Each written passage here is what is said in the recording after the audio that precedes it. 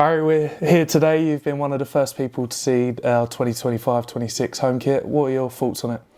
Yeah, really like it, and I'm sure it's going to sell really well, and there's some lovely little touches on it as well when you look into the detail, so I'm sure it'll be a popular one with the supporters. And what's it like to be part of the kit launch? Obviously we were chatting off camera, we've kind of brought together the fans' favourite ever players, and obviously you've made that shortlist. Yeah, there was probably a few unavailable in my era, but no, I'm honoured to be part. And say we spoke a few minutes ago, and you mentioned a few names, and it's an honour to be with them guys. You know, they were brilliant footballers and represented Southend really well. So I'm glad. I hope that I'm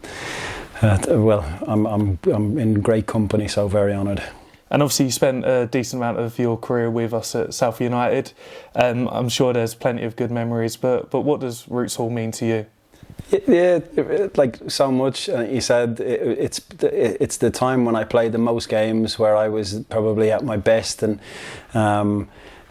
loads of really good memories. I really like Roots Hall, the stadium. I know it's an old one, but it has so much character.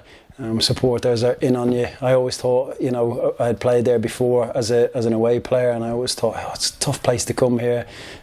Supporters are right close, and then they, you know, when they get going, when you're playing in a Southend shirt, they, you know, they give you so much energy. So it's a real place that I have really fond memories of. Do you have a favourite memory at Roots Hall? Got plenty, to be fair. I scored a goal against Stevenage, which was a 28th goal of the season, so that was really important to me, like to get to a 20 goal mark.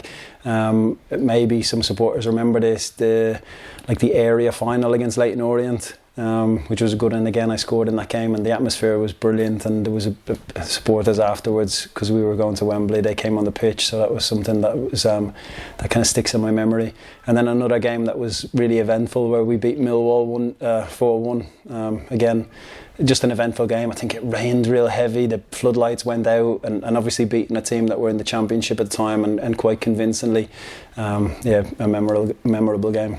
And if we go back to 2010, when you joined the club, obviously with Paul Sturrock as the manager, I know your career probably could have gone one of two different ways at that point when you joined.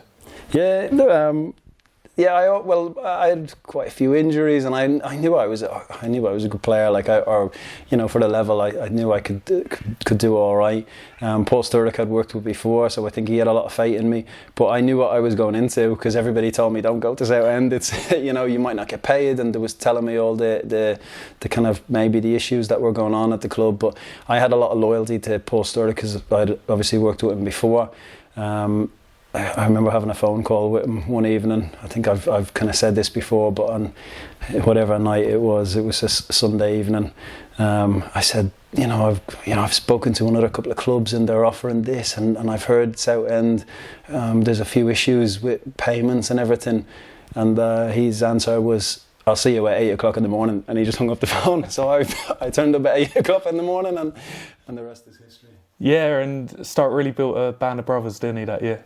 Yeah, I think so. I think the job that he done at Southend, I wonder, is it underestimated? I think maybe people see it the same as me. I know I think we probably finished 10th or 11th or something, but with the circumstances, you see what can happen when on the back of a relegation, on the back of a whole new squad having to be brought in. I think he done a brilliant job. Was really important for Southend in that little bit of period, and then gave Phil Brown, who came in, and gave him a real platform to go on and be successful. Yeah, like you mentioned there, obviously you built a platform for Phil Brown to come in, and it wasn't too long after Brownie joined that we got promoted at Wembley. What a season that was. Yeah, again, really fond memories. And particularly, we've done it the way probably people say, the Southend way, where I remember going to Morecambe on the last day and needing to win, and we didn't, and it was so disappointing. But when with hindsight now, and everything went well in the playoffs, I don't think anybody would change the way it went, because it was such a thrilling moment where you think we're done.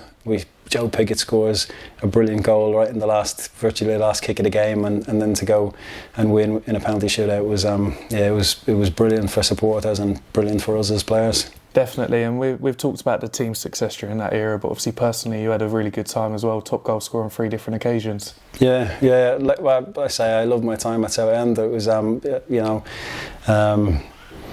yeah, had success, was fit on the pitch, was able to stay fit. It was the longest period that I stayed fit, and that was important because unfortunately with the history that I had.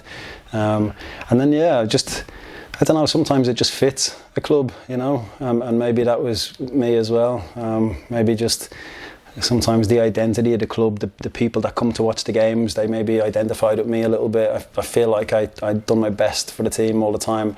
A little bit of quality, not as much as the other guys that are unveiling this shirt, but a little bit, and but lots of like a work ethic, and maybe they appreciated that. So I loved my time there, and will always, you know, Southend will always be close to my heart. Definitely, and obviously it's been a while since you've been back to Roots Hall. Just give fans an insight into what life's like for you these days.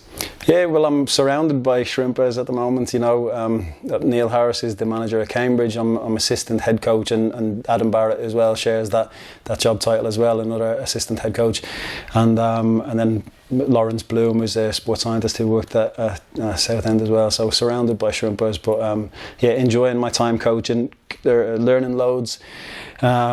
Kind of doing loads of work as well away from the job at Cambridge externally, where I'm doing lots of external stuff to kind of educate myself to eventually take the next step.